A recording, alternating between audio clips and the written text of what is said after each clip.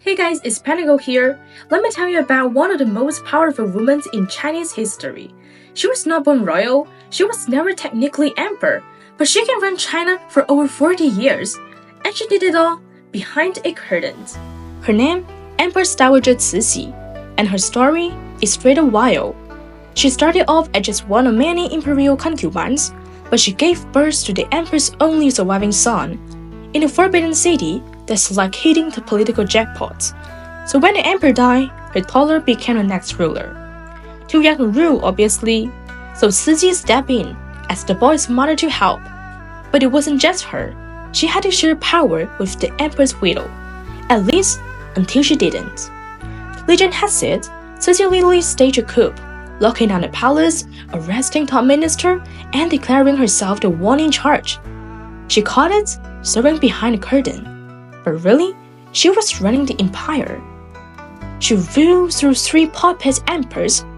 One was her son, one was her nephews, and one she pretty much handpicked. They sat on the thrones, she pulled the strings, she fired officials, crushed opposition, and outlived every man who tried to stop her.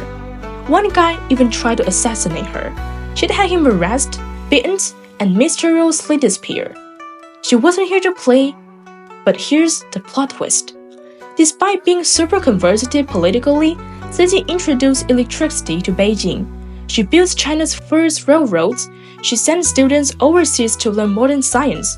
She even outlawed foot binding, one of the most painful traditions in Chinese history. So what gives? 1 minute, she's jailing reformers. Next minute, she's building telegraphs. Was she modernizing China or just upgrading her own power system? In her final years, she allowed her nephew to start a reform movement, only to shut it down violently when things got too real. Reformers was executed, some fled and some disappeared. It was brutal, and yet, many historians they argue that without her, the Qing dynasty might have collapsed decades earlier. She held the empire together through wars, rebellions, and Western invasions, not bad for women who technically never ruled. So who was Cixi? A feminist icon? A selfish tyrant? A political survivor in a man's world? Maybe all 3, but one thing for sure, she was the empress, without wearing the crown. I'm Panda, but make it up. And yeah, Chinese history isn't just emperors and warriors. Sometimes it's the woman behind the curtains you need to watch.